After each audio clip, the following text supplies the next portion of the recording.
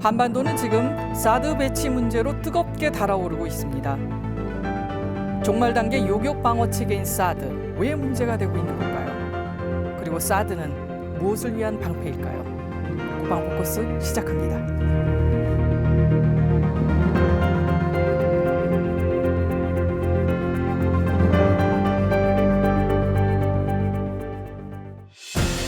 북한의 핵 위협을 억제하기 위한 사드 배치가 구체화되고 있습니다. 탄도미사일을 종말 낙하 단계에서 요격시키는 방어체계 사드. 하지만 경북 성주로 배치 지역이 결정됨과 동시에 오해와 억측, 의혹이 확산되고 있습니다. 진실은 무엇일까요? 지금부터 사드 배치 논란 불식과 향후 과제를 살펴보겠습니다. 시청자 여러분 안녕하십니까? 국방 포커스 최연수입니다.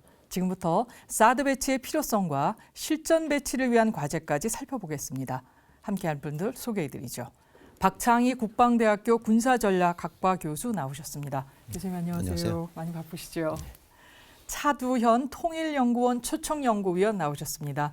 안녕하세요. 네, 안녕하십니까? 그리고 엄종선 한국국방연구원 국방획득연구센터 연구위원 나오셨습니다. 안녕하세요. 안녕하세요. 예, 많이 바쁘셨죠? 예. 정정화 강원대학교 행정학과 교수 나오셨습니다. 예. 교수님 반갑습니다. 네, 자 무엇보다도 이 사드 문제에 대해서 관심들이 많아지고 있는데요. 논의가 시작된 지는 한 2년 정도가 되고 있는데 한미 당국이 사드 배치를 합의한 지 불과 6일 만에 배치 지역이 공식 발표됐습니다. 배치 지역 결정은 예상보다 빨리 발표됐는데 먼저 사드는 무엇이고 그리고 선정된 경북 성주는 어떤 지역인지 좀 알아보겠습니다. 엄정소 박사님 먼저 좀 사드가 어떤 건지 그리고 왜 성주가 최적지로 결정됐는지 좀 궁금해하시는데요. 설명 좀 해주시죠. 예. 사드는 사거리 3,000km 이하의 단거리 그리고 준중거리 탄도미사일을 종말 단계, 즉 떨어지는 단계에서 직접 요격하는 미사일 방어 체계입니다. 그래서 넓은 지역을 방어할 수 있는데요. 지금까지 총 11차례의 요격 시험을 모두 성공한 체계입니다. 그래서 대한민국을 향해 날아오는 스커드 노동 무수단 탄도미사일을 요격할 수 있는 무기 체계라고 할 수 있습니다. 네. 그러면 왜 경북 성주이냐?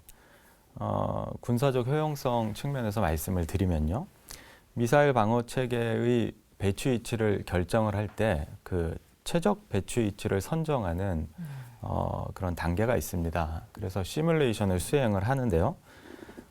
북한의 탄도미사일 작전이 가능한 그런 영역, 비모와 곳곳에서 우리 남한 전체를 향해 날린다고 가정을 하고 또 사드를 남한의 전역에 배치를 했을 때 어느 위치가 가장 넓은 지역을 방어할 수 있느냐 그리고 또 보호해야 하는 중요한 시설을 얼마나 많이 방어할 수 있는가를 판단하게 됩니다. 그래서 결정된 곳이 성주라고 알고 있습니다. 네, 그러니까 이제 북한이 만약 가지고 있는 중단거리 미사일을 한꺼번에 쏠 경우에 가장 효율적으로 한국이 또 생각하는 중요한 위치들을 방어할 수 있는 곳 그리고 가장 넓게 방어할 수 있는 곳이 어디냐라는 시뮬레이션을 거쳤다는 말씀이신 거죠? 예. 근데 한꺼번에 쏘는 거는 아니고요. 네. 그러니까 곳곳에서 남한의 곳곳으로 날린다고 가정을 했을 때. 네, 예. 그렇군요. 예. 자, 차 박사님, 우리 엄 박사님께서 좀 설명을 해주시긴 네. 했는데 추가로 조금 더 말씀해 주실 분이 있으시죠? 네, 그 종말 단계 요격체계라는 것이 다시 말해서 미사일이 궤적에서 포물선을 그리면서 정점에서 이제 내려올 때 요격을 하게 되는데 그동안 이제 한반도에 배치되어 있는 주한미군의 미사일 방어 체계나 우리가 자체적으로 개발하고 있는 KAMD 체계로는 중저고도에서 요격까지만 가능한 단계였거든요. 아무래도 그 미사일 요격이라는 것이 원리상 한두 번 요격할 수 있는 기회보다는 두세 번 요격할 수 있는 기회가 보장이 되는 것이 훨씬 더 안정적이겠죠. 다시 말해서 한반도 전체에 대한 미사일 방어의 다층 탐지, 다층 요격을 보장할 수 있는 시스템을 마련하는데 그 요체가 있다고 볼 수가 있고요. 뭐 일부 언론에서 지금 이거 자체가 수도권 자체는 방어가 안 된다. 또 평택 같은 주요. 근데 이 모든 전제들이요 실질적으로 운용 단계에서 어떻게 운용되느냐에 따라서 많은 변수가 있어요. 뭐 이거는 결코 방어할 수 없다. 이거 자체는 제가 볼 땐 굉장히 어폐가 있는 거고요.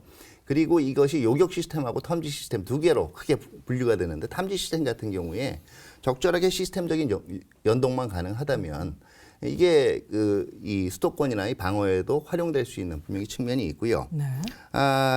결국은 전반적으로는 한반도 전역을 볼 때 얼마만큼 그 한미 양국 그 군사 지역에 대한 그리고 수도권에 대한 미사일 방어 체계의 전체적인 신뢰성을 제고할 수 있느냐, 이게 사드 배치에 고려되는 가장 큰 것이라고 볼 수가 있고요.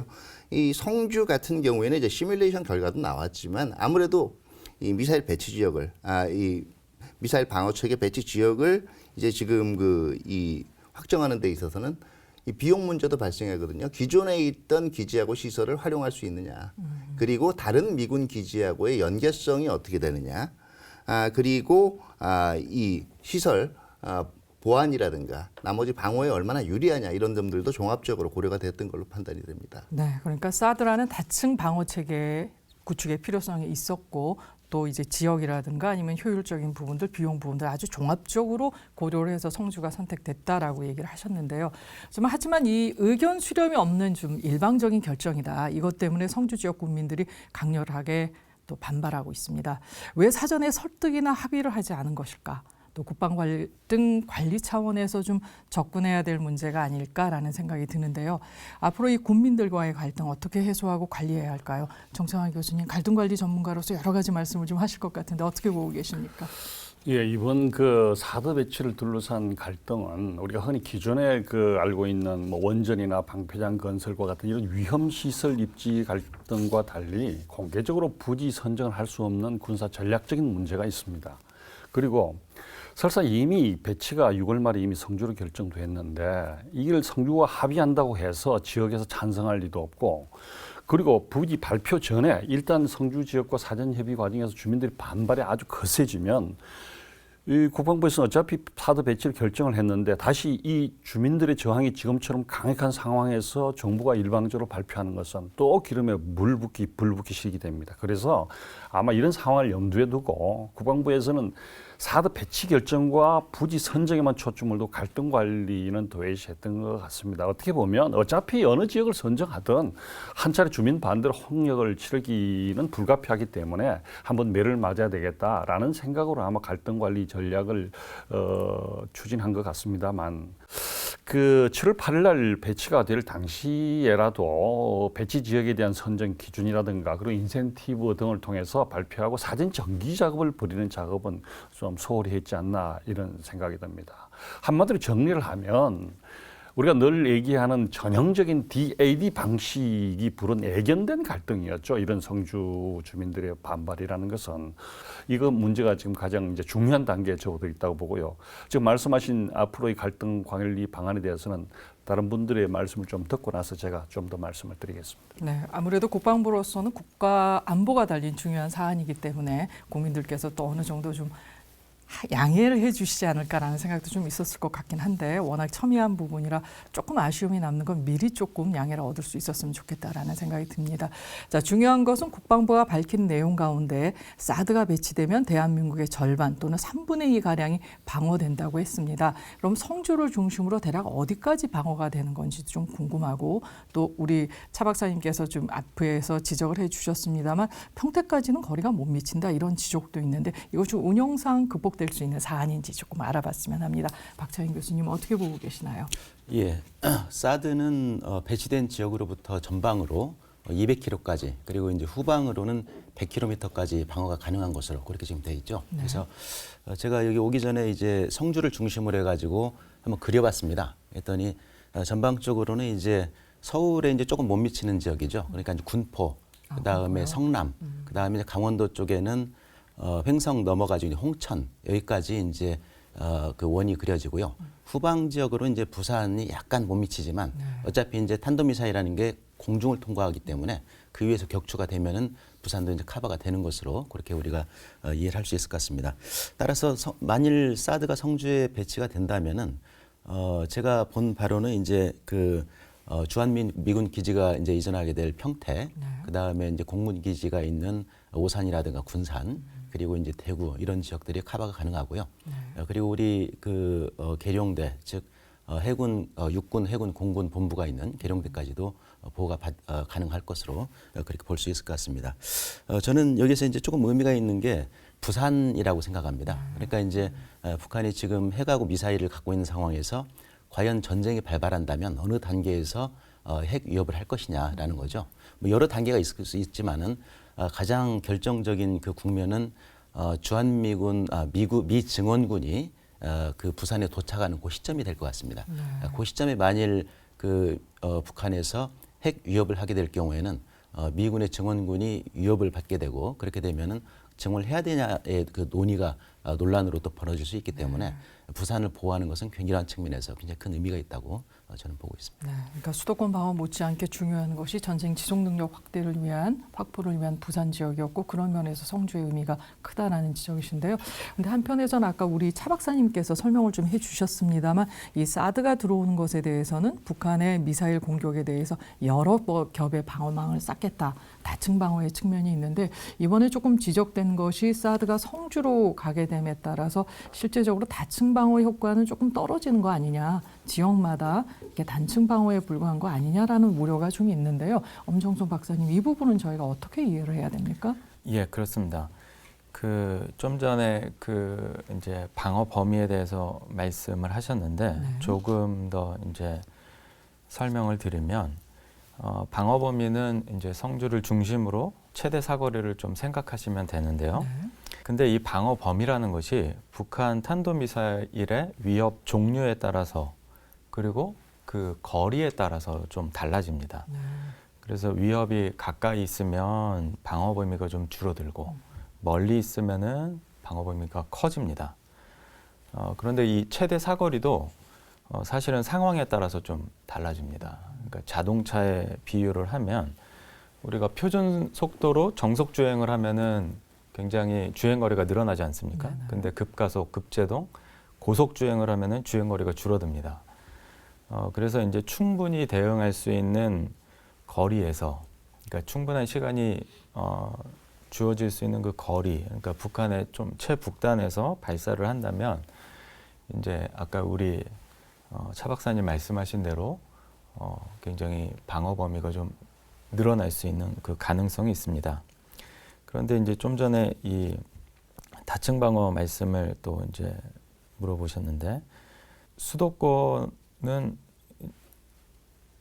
이제 패트리어트 포대가 중첩을 해서 방어를 하고 있습니다. 한국만 해도 3개 포대가 있고요. 미국도 3개 포대가 있습니다. 그래서 종심이 짧은 이 수도권 상황에서 패트리어트 체계가 굉장히 적합한 체계라고 할 수 있습니다. 자기 지역으로 날아오는 곳은 반드시 방어를 할 수가 있기 때문입니다. 그러면 이제 수도권은 다층으로 방어를 하면 굉장히 좋은데 종심이 짧기 때문에 제한적이라는 그런 측면이 있기는 하지만 우리 군이 이 다층 방어를 과연 포기할 것이냐, 저는 이제 그렇지 않다고 생각을 하는데요. 우리가 LSM을 개발하고 있지 않습니까? 그래서 LSM을 통해서 좀 제한적으로나마 다층 방어를 하려고 노력하지 않을까 이렇게 생각을 하고 있습니다. 네, 그러니까 많은 분들이 수도권이 제외되는 건 문제가 있는 건 아니냐라는 질문에 많은데 그 부분에 대해서 수도권의 경우에는 이제 우리 수도권을 공격하는 북한의 미사일이나 공격 종류에 따라서 가장 효율적인 것이 패트리어트라고 봤기 때문에 그거를 증강 배치해서 또 강화를 하는 거고 그냥 두는 것이 아니라 또 LSM과 같은 추가적인 개발을 통해서 다층 방어 체제를 유지하겠다 이런 입장이라는 말씀이신 거죠? 예. 네. 자, 그런데 이제 가장 많은 분들이 또는 관심을 갖고 있는 것이 바로 이 사드 레이더의 배치 부분인데요. 이제 우리나라뿐만이 아니라 다른 나라에도 사드 레이더들이 배치가 돼 있긴 하는데 괌과 주일 미군 기지를 보면 주로 해안을 향해 있더라. 그런데 우리는 내륙에 두는 거는 조금 불합리한 거 아니냐 이런 부분인데 물론 이제 지역마다 차이는 다 있을 수 있습니다만 이 부분은 어떻게 봐야 됩니까, 차 박사님? 괌과 그 일본 둘 다 섬이에요. 네. 기본적으로는 어느 지역을 봐도 그게 그 내륙 바다를 지향하게 되어 있습니다. 저는 위치가 문제가 아니고요.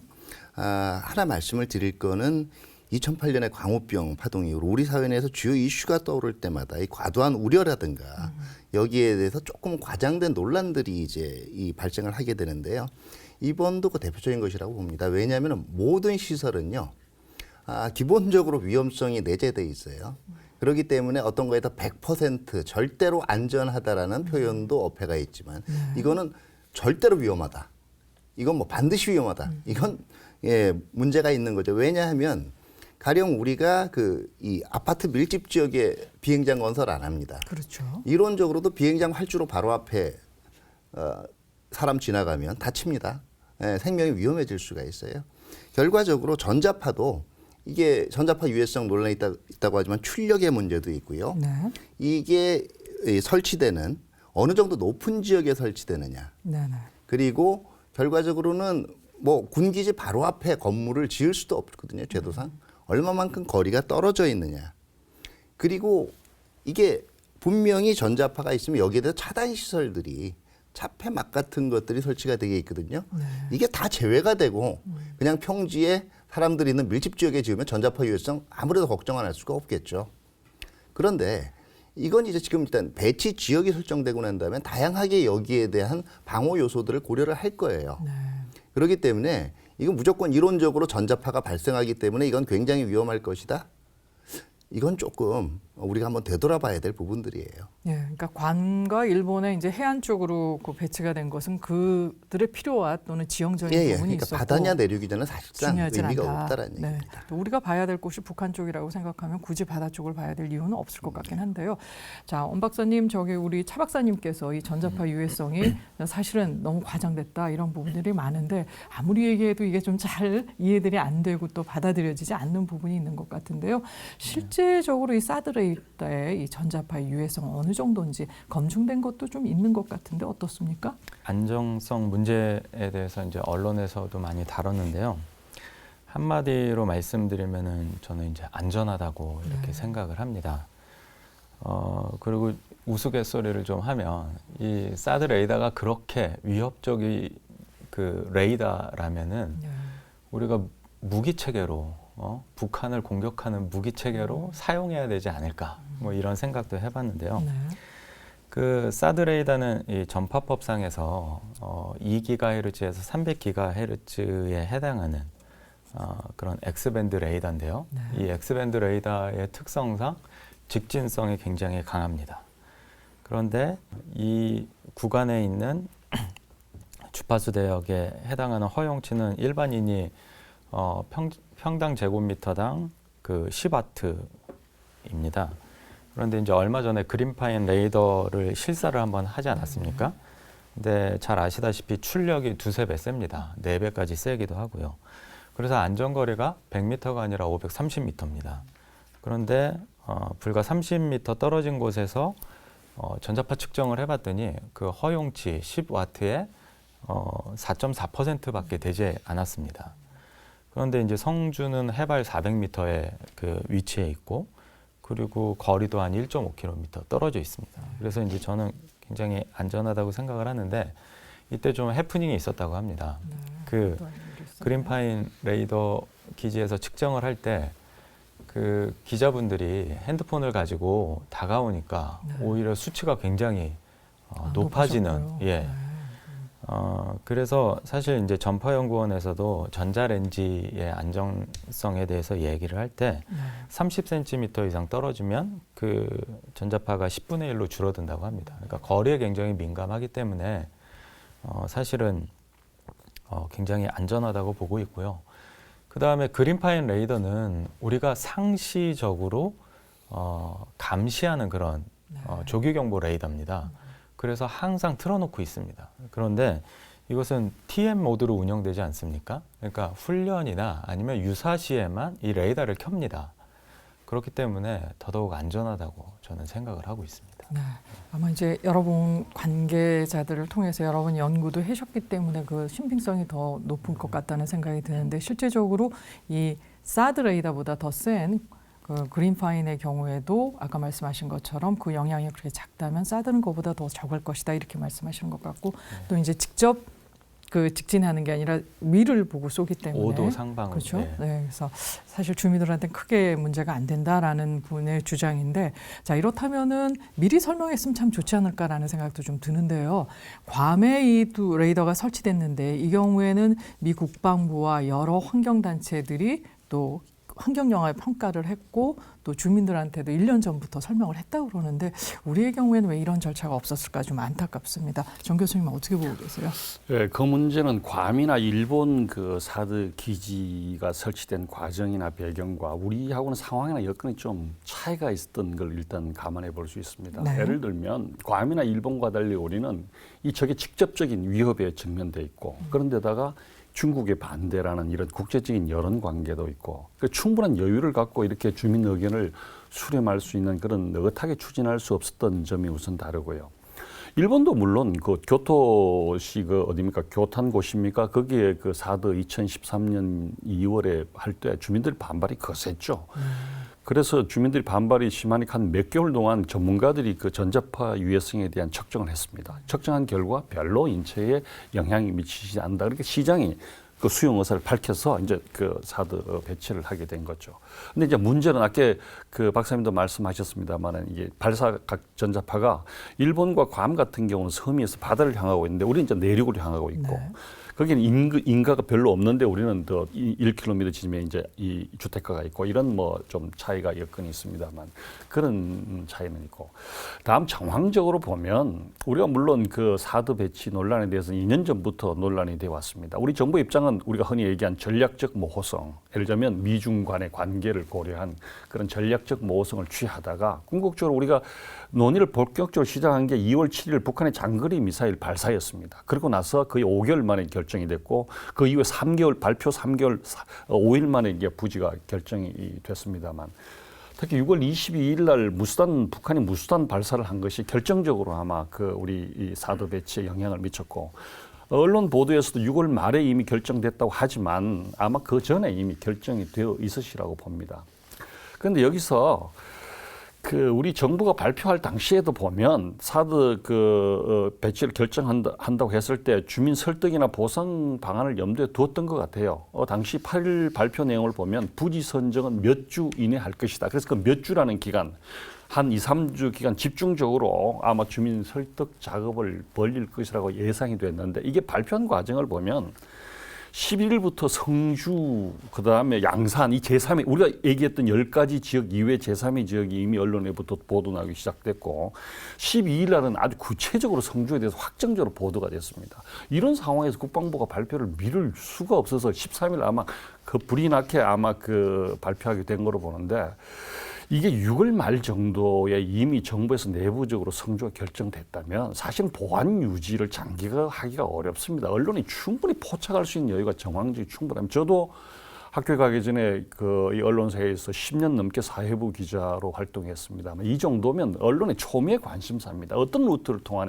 포착될 수 있습니다. 그렇다면 이때부터 사실은 그 사전 정기 작업을 본격적으로 착수해야 되는데 저는 국방부가 타이밍을 놓쳤다고 봅니다. 아까 괌이나 일본 기지에 대해서 우리가 상황이나 여건이 다르고 특성이 다르다고 하더라도 이미 확정이 됐고 내부적으로 했다면 그런 이후에 그 사진 정지 작업은 반드시 필요한데 정황적으로 봐서 지금 봐서는 타이밍을 놓쳤다고 할 수 있지만 저는 적극성이 부족했다. 그래서 이 주민 설득 작업에 아마 실패하지 않았나 이렇게 보여집니다. 네, 예상보다 빨리 발표하는 바람에 그 설득할 수 있는 나름대로 계획을 갖고 있었을 텐데 실행을 옮기지 못한 거 아니냐라고 또 말씀을 하시는 것 같습니다.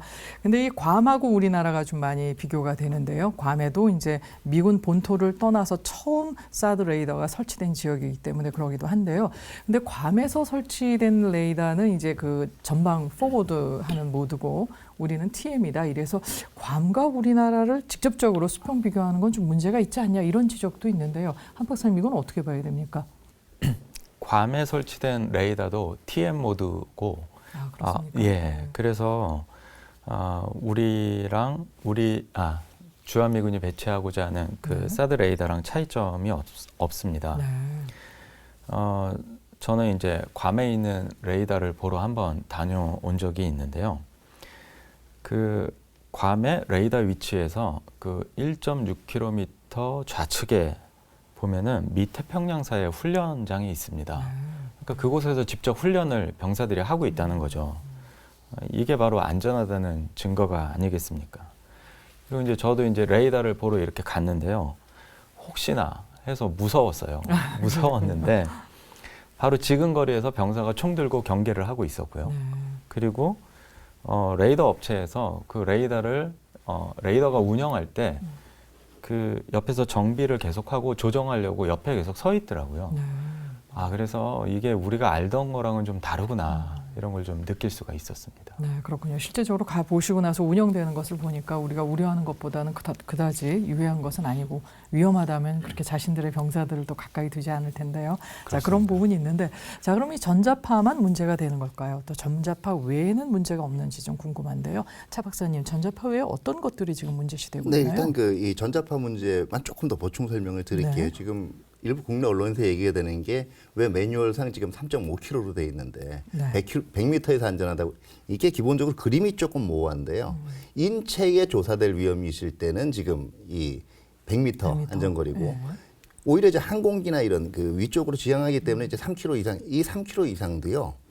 그 항공기에 이 물리적인 위험을 줄 수 있어서가 아니라 사실은 이 항공기들이 대부분 민감한 전자기기들을 가지고 있거든요. 굉장히 작은 전자파로도 특히 이제 폭약이나 이런 걸 실은 항공기는 위험할 수도 있기 때문에 권고 규정이에요. 그 과거에는 이 항공사에서 이 탈 때 무조건 핸드폰 끄라고 얘기하지 않았습니까? 네. 요새는 이제 비행 모드로, 이건 어떤 얘기냐면 만에 하나 있을 수 있는 굉장히 낮은 가능성에도 안전을 보장하겠다라는 거지. 네. 이게 3km 이상 떨어져 있지 않으면 큰일이 난다. 이것도 제가 보기에는 인체하고 항공기의 차이점을 조금 간과한 거고, 두 번째 얘기가 나온 게 소음이에요. 그 소음은 발전기 소음이요? 일반적으로 이게 용인될 수 있는 수준의 것이냐 아니냐의 차원에 주로 논란이 있을 겁니다.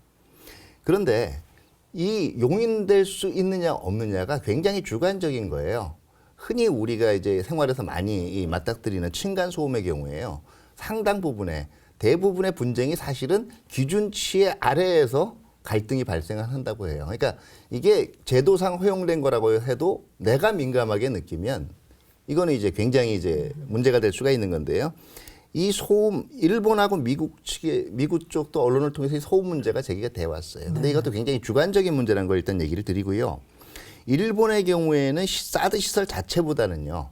이게 기존 기지보다는 이제 아무래도 고지대에 설치를 하다 보니까 기존 기지로부터 떨어진 데 설치가 됐으니까 전력 공급이 안 됐어요. 이게 발전기 소음입니다. 네. 그다음에 괌도 이게 그 앤더슨 기지로부터 상당 부분 떨어져 있거든요. 이것도 발전기 소음의 경우고요. 우리 같은 경우에는 기존에 지금 호크미사일 기지가 있던 지역이기 때문에 기존 전력을 그대로 활용을 할 수가 있어요. 따로 발전기를 돌릴 필요가 없다라는 말씀을 드리고 싶고요. 또 역시 이게 24시간 돌리는 게 아니에요. 그렇기 때문에 사실은 지금 현재 나오는 대부분의 지금 이런 생각들이 있는 거죠. 대부분 이게 일단 들어오면 나머지는 안전조치 아무것도 할 수가 없다. 그 다음에 사후에는. 이거는 시정이 불가능한 거기 때문에 지금 무슨 수가 있어도 막아야 되고, 그런데 어떤 시설이나 어떤 장비가 들여오고 난 다음에 애초에 매뉴얼이나 설계상 예상치 못한 문제는 분명히 발생할 수가 있어요. 네. 이거는 운용 과정에서 충분히 극복이 될 수 있는 거라고 생각이 됩니다. 네. 그러니까 이제 전자파 이외에 또 다른 문제로 언급되는 것이 바로 소음 문제인데, 소음 문제에 대해서도 주관적인 부분이라고 말씀하셨는데요. 자, 일본의 경우에도 이 뭐 여러 가지 실제 배치되기 전에 사전 설명을 했지만 지금도 소음 문제로 일본 주민들이 이렇게 항의하거나 이런 거를 보면은 이 충분히 설명을 못한 부분도 좀 있지 않나라는 생각이 드는데요. 군에서 이런 그 중요한 관련 시설이 들어서기 전에 주민 설명회를 개최를 종종 해왔습니다. 그런데 이 주민 설명회 개최 목적, 그리고 그렇다면 또 어떻게 개최돼야 이게 조금 이후에라도 이런 불만 사항이 없을지 이것도 좀 궁금해지는데, 정 교수님은 좀 어떻게 보고 계십니까? 예, 이런 그 위험 시설이나 기피 시설 또는 혐오 시설이라고 통칭되는 이런 그 님비 현상에 대해서 주민 불신을 일으키는 가장 핵심적인 요인이 왜곡된 정보의 제공입니다. 네. 예를 들면 사업을 추진하는 추진 주체나 정부 입장에서 피해가 예상된다고 하더라도 당초에 이 피해를 주민들에게 정확하게 전달했을 때 사업 추진이 어렵다고 생각하면 조금 덮어두고 싶은 또는 축소하고 싶은 게 있을 이런 충분히 이해가 갑니다. 그러나 이런 것들이 갈등을 증폭시키는 원인이 됩니다. 그래서 지금 정부가 지금 이 시점에 와서 할 것은 전자파에 대한 유해 논란, 제가 조금 더 다시 말씀을 드리겠습니다. 이 위험에 대해서는 주관적인 인식입니다. 위험에 대한 객관적인 인식과 주관적인 인식 근거가 있습니다. 전자파가 아무리 인체에 해를 미치지 않는다고 하더라도 느끼는 사람들이 느끼는 주관적인 인식도 이걸 어떻게 설득하고 안심시킬 것이냐, 이건 정부의 몫입니다. 네. 이걸 어떻게 할 것이냐 있고, 거기에 대해서는 첫 번째가 정확한 정보의 전달, 왜곡되지 않게. 요 대안에 대해서는 제가 좀 더 말씀드리겠습니다만, 이런 것들이 가장 중요하고, 그다음 주민 설명회 매우 중요합니다.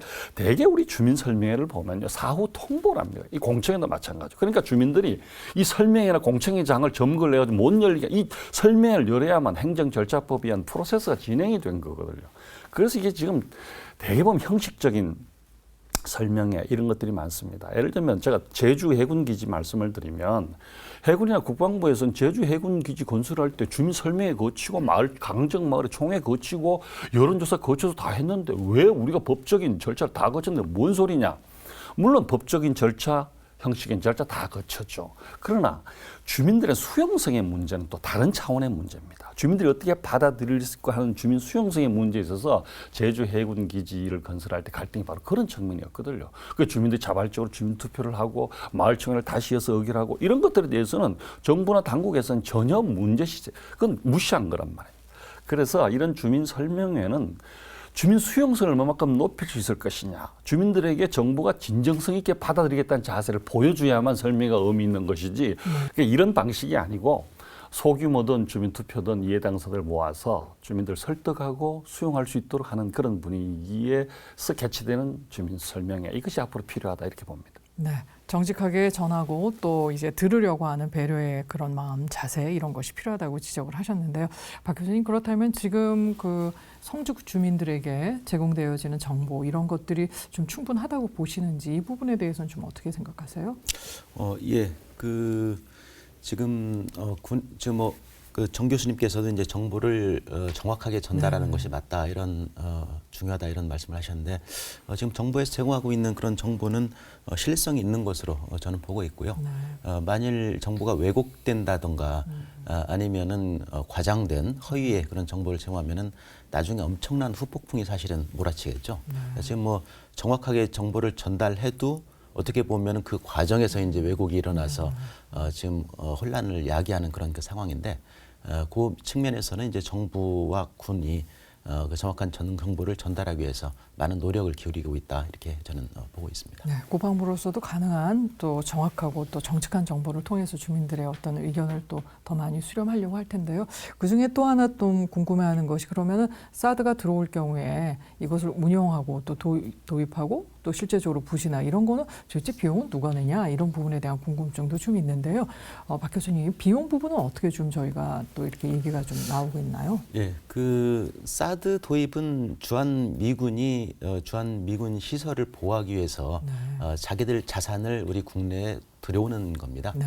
그리고 이제 그 과정에서 소파에 명시가 돼 있고 하지만, 우리 또 동맹 조약상에 명시가 돼 있지만, 만약 미군 자산을 도입하게 될 경우에는 저희가 그것을 그러니까 허락하는 것으로 그렇게 지금 이루어지고 있죠. 그래서 사드가 도입이 되더라도 그 운용에 대한 부분은 주한미군에서 책임을 지고, 그에 관련된 비용, 뭐 사드 그 자산이라든가 그 운용에 관련된 부분은 전적으로 주한미군에서 책임을 집니다. 다만 저희는 이제 그것을 운용할 수 있는 부지를 제공하고, 또 이제 부지 관련해서 이제 부대 시설 이런 부분들을 약정된 범위 내에서 제공하지만, 그게 뭐 큰 비용이 따른 것으로 볼 수는 없을 것 같고요. 다만 일부 그 전문가들, 그리고 이제 국민들이 우려하는 부분은 그거죠.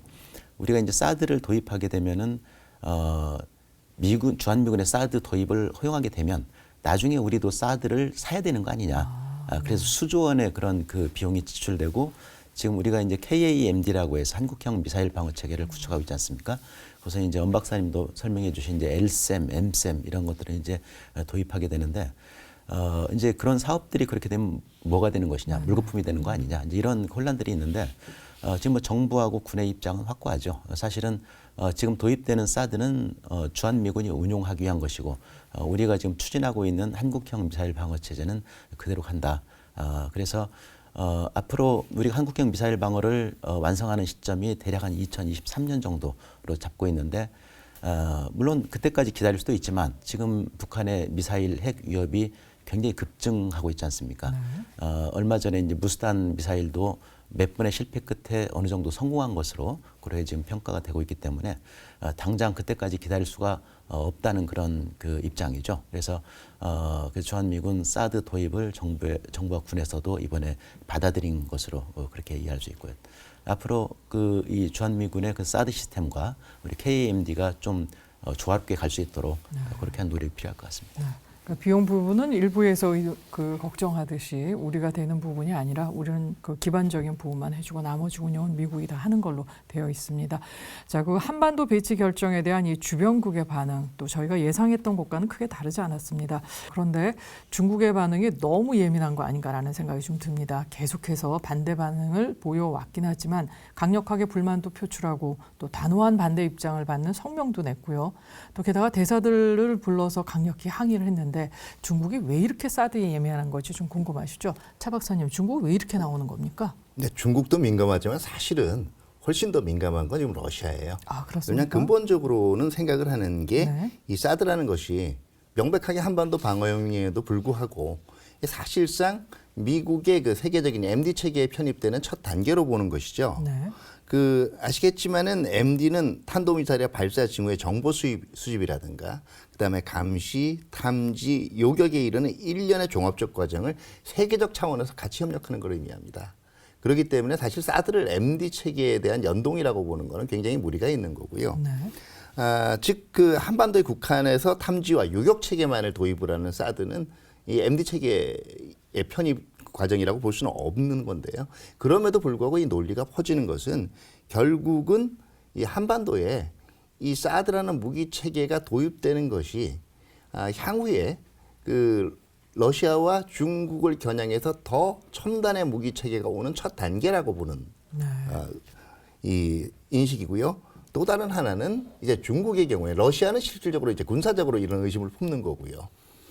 중국의 경우에는 이것이 사드 자체의 문제라기보다는 아시아 태평양 지역에서 이제 남중국해 이제 이 헤이그 상설 중재재판소 판결이라든가 전체적인 기싸움에서 밀리지 않겠다라는 생각입니다. 그럼 앞으로 중국이 좀 어떻게 나올까요? 계속적으로 이제 뭐 경제적인 보복이다 이런 것에 대한 우려도 있는데 또 한쪽에서는 실제적으로 그렇게까지는 못 갈 것이다라는 얘기도 나오는데요. 차 박사님은 어떻게 보고 계십니까? 어떤 형태로든 불쾌하다는 심정, 그걸 보복이라고 할 수 있을지 모르겠지만 할 겁니다. 그런데 지금 일부에서 나오고 있는 뭐 대규모 경제 보복이라든가 이거는 가능성이 낮다라고 봅니다.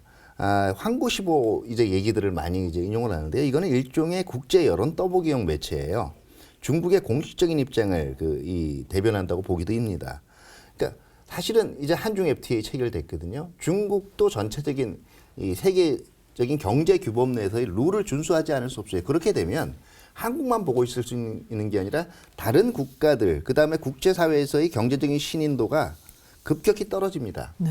이거는 중국한테도 적지 않게 부담이 되는 조치예요. 그렇기 때문에 뭐 지금 얘기되는 갑자기 투자를 안 하겠다든가 그다음에 한국산 이 물품을 금수하겠다든가 이거는 제가 보기에는 지금 초기에 격앙된 단계에서 나오는 그것도 중국의 공식적인 입장이 아니라 일부에서 나오는 얘기들이고요. 다만 이제 우리가 수출할 때 알게 모르게 느껴지는 장벽들이 대표적인 게 무역 통관 조건의 강화, 네. 통관 시간의 장기화, 애매기는 거죠. 또는 이제 우리가 유커라고 부르고 있는 중국 관광객, 이거는 이제 일단 비자 승인을 내줘야, 여권하고 비자 승인을 내줘야 일로 올 수가 있기 때문에 이런 감소 등을 통해서 간접적으로 불쾌하다는 표현을 할 수 있겠지만 이거는 어차피 전반적인 안보란 면에서는 우리도 그리고 뭐 영원히 갈 것도 아니거든요. 단기적으로 이제 전개가 될 수 있기 때문에 감수해야 될 것이 아닌가 이렇게 생각이 됩니다. 네. 중국도 예전처럼 저희 마늘 파동 때문에 굉장히 크게 고통을 저희가 받은 적이 있었는데 그때와는 좀 사정이 다르다는 분석이신 것 같습니다. 그리고 일정 부분에 대한 불만 표시는 있겠지만 우려하는 부분까지는 가지 않을 거라고 보고 계시는데요. 자, 그러면 또 중국 못지않게 북한의 반응도 상당히 중요한데 북한 역시 좀 강경한 반응을 보였잖아요. 앞으로 북한의 행보가 또 어떻게 될지도 궁금한데 박 교수님은 어떻게 좀 예상을 하고 계십니까? 예, 이번 사드 도입은 일단 북한으로서는 굉장히 큰 타격이다 이렇게 볼 수 있을 것 같습니다. 일단 북한은 지금까지 뭐 핵 미사일 개발에 굉장히 큰 공을 들였고 그걸로 인해서 전략적으로 우리 한국에 대해서 어떻게 보면 이 비대칭성을 강화하는 전략적인 뭐 우위에 선 것으로 사실은 뭐 전문가들이 많이 보고 있지 않습니까? 전략적 자산을 확보를 한 거죠, 사실은. 근데 사드 도입 자체가 북한의 모든 그 핵 능력을 막아내진 못하지만 그런다 하더라도 북한이 이 한국에 대해서 뭐 평시 전시에 위협할 수 있는 가능성은 굉장히 낮아지게 되는 거죠. 그 자체는 북한으로서는 굉장히 큰 타격으로 저는 보고 싶고요. 다만 이게 또 한 가지는 이제 북한의 기회를 또 제공할 수 있는 부분이 또 있겠다는 생각이 드는 것 같습니다. 결국 중국의 반발이죠. 중국의 반발. 그래서 일단 이 사드 문제가 잘못 해결되게 되면은 북한 입장에서는 이제 한중 관계가 악화되는 것을 볼 수가 있고, 그건 역으로 이제 북중 관계가 호전되는, 회복되는 그런 쪽으로 나갈 수도 있습니다. 그래서 북한은 중국의 그 반발을 잘 알고 있기 때문에 예를 들어 가지고 이제 미사일을 추가로 ICBM을 다시 한번 시험 발사를 한다든가, 핵실험을 한다든가, 또는 우리 한국에 대해서 국지 도발을 야기할 수도 있죠. 근데 그것이 그 자체는 뭐 중국이 환영하지는 않겠지만 그 중국 입장에서는 그런 그 도발 자체의 책임을 한국과 미국으로 돌릴 수 있다는 거죠. 봐라, 사드 이렇게 배치하니까 북한에서 이렇게 나오고 상황이 악화되지 않느냐, 뭐 이런 논리죠. 그래서 그런 과정 속에서 이제 그 한중 관계는 더 악화될 수가 있고, 그리고 그 북중 관계는 전략적으로 협력 관계로 돌아설 수도 있는, 이건 뭐 그렇게 뭐 가능성이 제가 뭐 크다고 말씀드린 건 아니고요. 좀 우려할 수 있는 그런 측면에서 제가 말씀을 드려봅니다. 네, 북한으로서는 타격이 크겠지만 또 이 상황을 자신들에게 유리하게 해 나가려는 여러 가지 행동을 보일 수도 있다라고 말씀을 좀 해주셨습니다. 자, 그렇다면 우리는 이 주변국 반응에 대해서 어떻게 현명하게 대응해 나갈까요?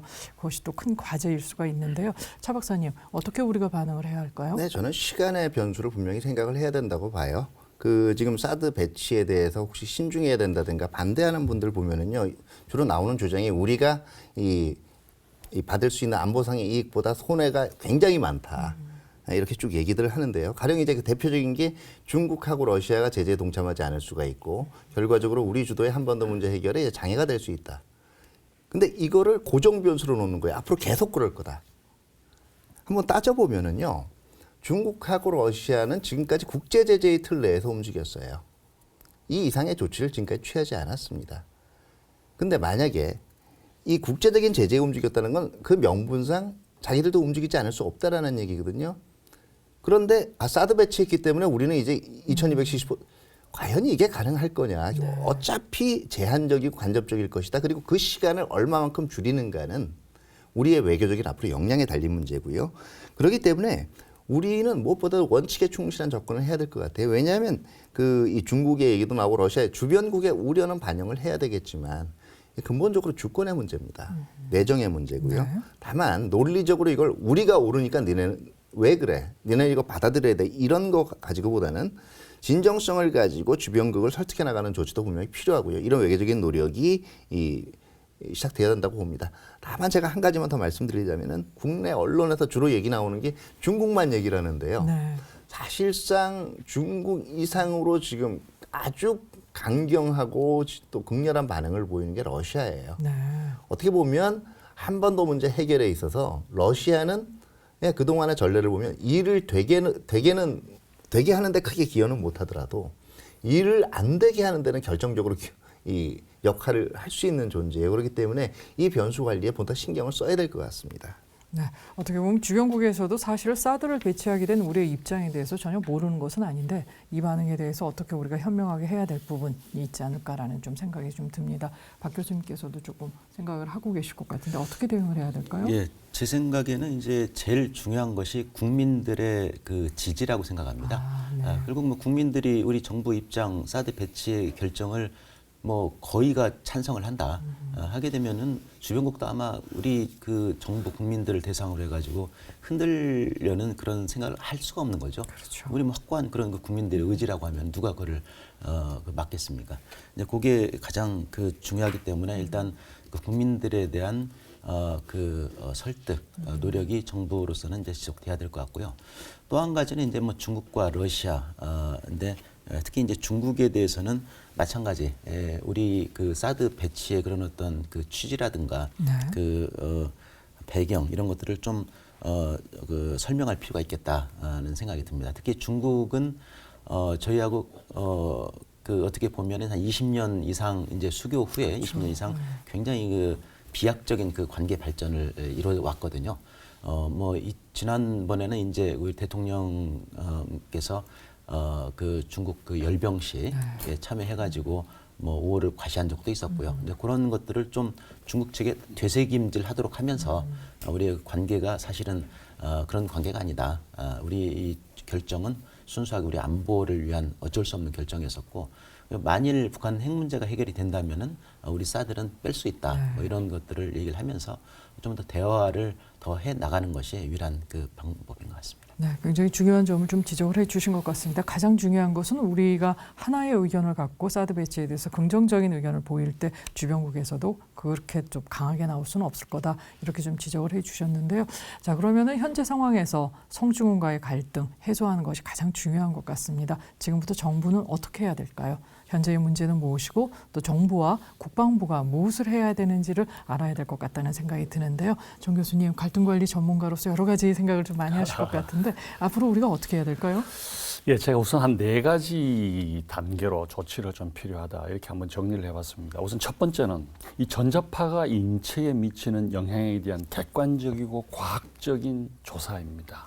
물론 국방부에서도 지금 이미 그린파인 레드 기지들 공개를 하고 지금 언론이 괌 기지도 가고 주민들도 지금 원한다면 가는 뭐 이런 상태가 되고 지금 오늘 오신 여러 박사님들도 전자파의 인체에 미치는 영향에 대해서 별 영향이 없는데 주민들이 이렇게 심각하게 반응한다고 말씀해 주셨는데 문제는 왜 주민들이 이러한 전문가들의 말을 믿지 못하고 정부들의 발표를 믿지 못하느냐 이게 문제입니다. 그래서 저는 우선 정부가 지금 그 주민 신뢰를 확보하기 위해서 3단계 환경 영향 평가를 실시하기도 발표를 했습니다. 이 단계에 주민들이 추천하는 전문가나 주민 대표를 참여하게 하라. 이거 일종의 공동 사실 조사라고 하죠. 이런 갈등 해결하는 방법에서.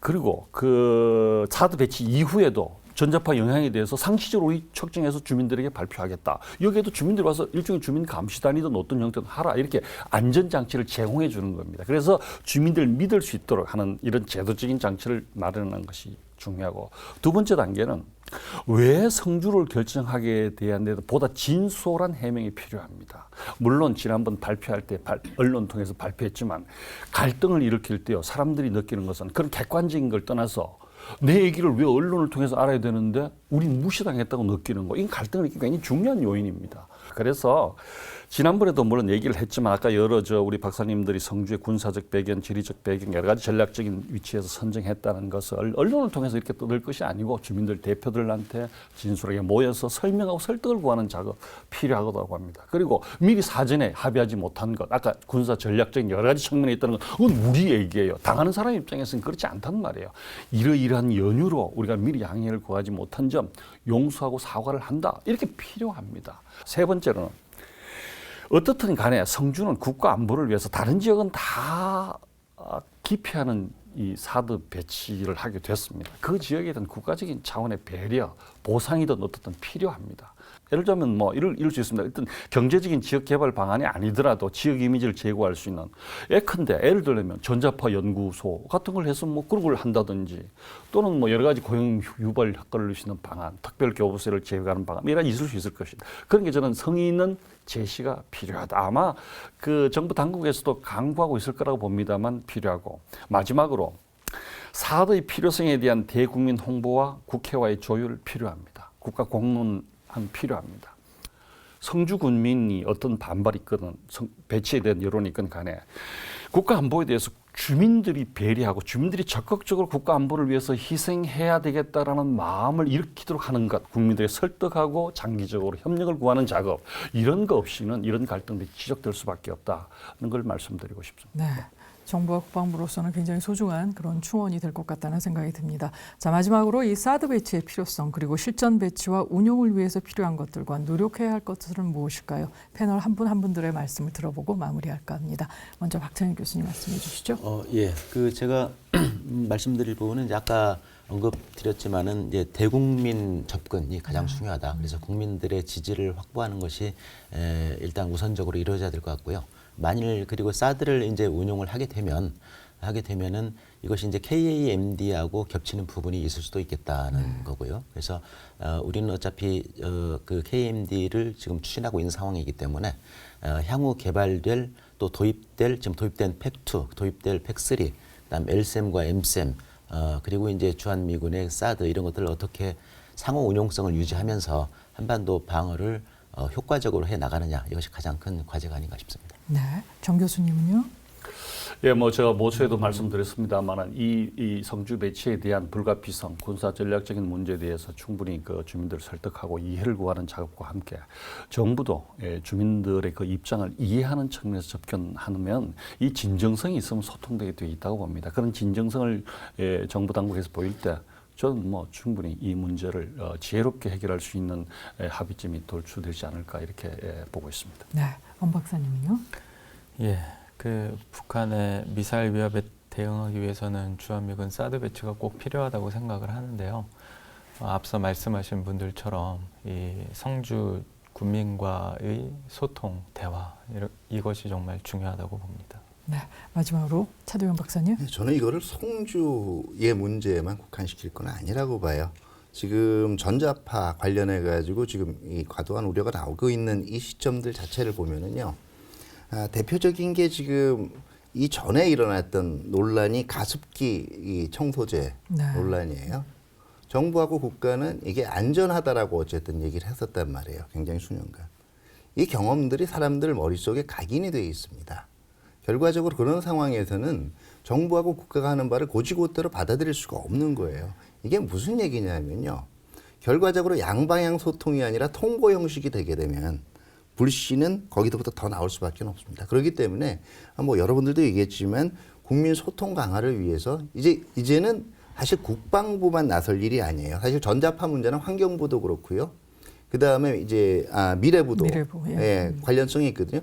이 정부 부처가 협업을 통해서 실질적으로 이게 그냥 다른 나라에서 안전했으니까 안전해 이런 자세가 아니라 우리가 전부 한꺼번에 모아서 지혜를 모아봤더니 정말 안전하다. 이렇게 될 때는 결과적으로 그만큼 신뢰성이 제고될 수 있지 않을까 생각이 되고요. 마찬가지로 이런 노력이 중국과 러시아에도 끊임없이 이제 이 개진이 돼야 되는데 중국과 또 러시아를 설득해 나가는 작업은 어떻게 보면 이게 지금 한미가 같이 하는 거거든요. 미국을 통해서도 중국과 러시아의 메시지를 전달하는 방법이 같이 강구가 돼야 된다고 봅니다. 네, 자 결국 신뢰와 그리고 소통 그리고 함께하는 협업이 중요하다고 지적해 주신 것 같습니다. 오늘 이렇게 귀중한 시간 내주셔서 또 소중한 말씀 주신 거 너무나 고맙습니다. 가장 손쉽게 그리고 효과적으로 상대를 무너뜨리는 방법은 몸이 아닌 가슴을 무너뜨리는 일이라고 하죠. 사드 배치, 찬반 논란이 아닌 앞으로 또 어떻게가 더 필요한 때입니다. 눈과 귀를 열고 마음을 모아서 현명한 판단으로 실천해 옮겨야겠습니다. 국방 포커스 오늘 여기서 마치겠습니다. 다음 주에 찾아뵙겠습니다. 안녕히 계십시오.